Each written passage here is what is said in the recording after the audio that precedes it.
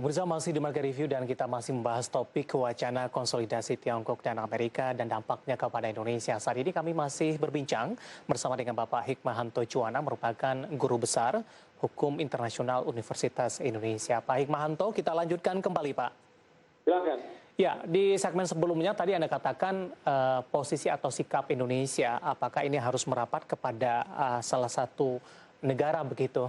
Ketika merapat kepada salah satu negara, dan ini merupakan hal yang sensitif, kita berhubungan dengan satu negara lainnya, contohnya Amerika Serikat, takutnya nanti juga ikut diberikan sanksi karena ikut merapat kepada salah satu pihak begitu. Bagaimana Anda melihat sikap dari pemerintah Indonesia sampai sejauh ini ketika perang dagang ini bergulir, Pak Hikmahanto? Ya, yang pasti kita memanfaatkan betul ya. Artinya pemerintah pandai di dalam memanfaatkan ketegangan antara dua negara ini. Saya ambil contoh ketika Kementerian Pertahanan Amerika Serikat membuat buku putih yang mengatakan bahwa sejumlah negara didekati oleh Cina untuk membangun pangkalan militer, termasuk salah satunya adalah Indonesia. Di situ menunjukkan Amerika Serikat mengkhawatirkan bahwa negara-negara ini akan tanda kutip jatuh ke tangan Cina. Nah, oleh karena itu pemerintah kita mendapat undangan dari Kementerian Pertahanan Amerika Serikat agar Menteri Pertahanan datang ke Amerika Serikat dan melakukan berbagai kerjasama.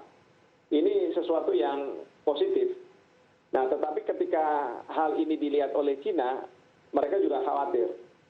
Jadi mereka mencoba mendekati Indonesia. Bahkan pada waktu Bapak Presiden divaksinasi, itu kalau saya tidak salah, Menteri Luar Negeri Cina datang ke Indonesia untuk menunjukkan bahwa mereka sudah mengambil hati dari pemerintah Indonesia. Nah, ini yang banyak hal yang katakanlah bisa kita manfaatkan, termasuk oleh Ibu Menteri Luar Negeri ketika pada waktu itu masih Menteri Luar Negerinya Michael Pompeo datang ke Indonesia. Ibu Menteri Luar Negeri mengatakan bahwa minta Amerika Serikat pelaku usahanya untuk banyak berinvestasi ke Indonesia. Salah satunya adalah di industri perikanan dan di Natuna Utara. Karena apa? Di Natuna Utara ini banyak sekali kapal-kapal Cina menangkap sumber daya alam di sana, ikan-ikan. Sementara kan kita punya tanda kutip permasalahan dengan Cina terkait dengan Natuna Utara ini. Karena Cina tidak mengakui zona ekonomi eksklusif kita, sementara kita tidak mengakui 9 garis putus mereka. Sehingga yang diharapkan adalah membanjirnya kapal-kapal nelayan asal Indonesia atau yang disetujui oleh pemerintah Indonesia, bisa saja dari Amerika Serikat, yang akan ke sana berhadapan-hadapan dengan Cina. Begitu. Baik. Anda melihat dengan kondisi sampai sejauh ini memanfaatkan momentum perang dagang antara China dengan Amerika Serikat, apakah sudah maksimal tidak, Pak?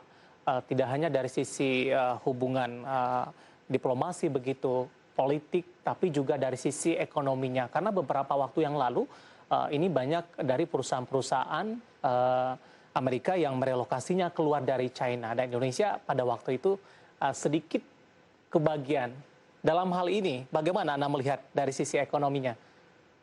Ya, sebenarnya sih kalau di Indonesia iklim investasi itu bagus, saya yakin banyak perusahaan-perusahaan Amerika Serikat yang akan datang ke Indonesia. Tapi banyak investor yang melihat bahwa iklim investasi di Indonesia itu kurang kondusif ketika dibandingkan misalnya dengan Vietnam. Karena kalau kita lihat Vietnam itu iklim investasinya seperti pada masa pemerintahan Soeharto, ya, di mana pemerintah pusat punya kendali yang sangat tinggi, di mana buruh juga tidak terlalu menyuarakan ya kepentingan-kepentingan mereka, di mana aturan-aturan itu tidak tumpang tindih, ya, sehingga pada masa pemerintahan Soeharto kita tahu bahwa investasi langsung ke Indonesia itu sangat tinggi. Ini yang sekarang dinikmati oleh Vietnam. Nah, sementara kita dianggap iklim investasi itu tidak kurang kondusif atau tidak kondusif, sehingga banyak perusahaan-perusahaan Amerika yang sebenarnya bisa kita tarik ke Indonesia, akhirnya mereka pergi ke Vietnam, seperti itu. Baik, apakah ini juga tergambar Pak Hikmahanto dengan pemberitaan yang terbaru dan juga hangat diperbincangkan ketika dari ekosistem kendaraan listrik Tesla ini tampaknya lebih memilih India dibandingkan dengan Indonesia? Ya, itu bisa jadi seperti itu, ya. Karena sebenarnya sih kalau dipilih India, selain iklim investasi mungkin yang diperhatikan, tetapi juga marketnya. Karena kita tahu India punya penduduk 1,2 miliar.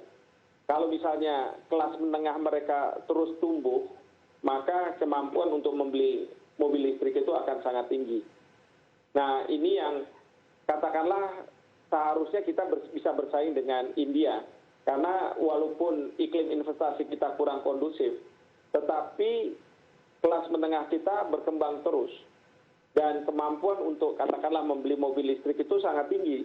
Ya, jadi itu yang sebenarnya saya kurang tahu strateginya kenapa kemudian India yang dipilih daripada Indonesia begitu. Baik, dengan adanya pemerintahan baru, terpilihnya Joe Biden sebagai Presiden Amerika Serikat, tadi pun juga Anda sempat singgung, tampaknya tensi perang dagang Amerika Serikat dan China masih akan terus berlanjut. Tapi dari sisi suhunya mungkin agak lebih turun, Pak. Tadi Anda katakan juga Joe Biden akan lebih santun begitu, tapi dengan tetap ada tindakan tegas dalam hal ini. Bagaimana Anda melihat kesiapan dari pemerintah Indonesia dengan adanya pemerintahan baru Joe Biden ini, kemudian juga menanggapi kebijakan-kebijakan ke depannya, di mana Joe Biden cukup fokus kepada energi baru dan terbarukan, kemudian juga berbagai kebijakan lainnya. Pak Hikmahanto.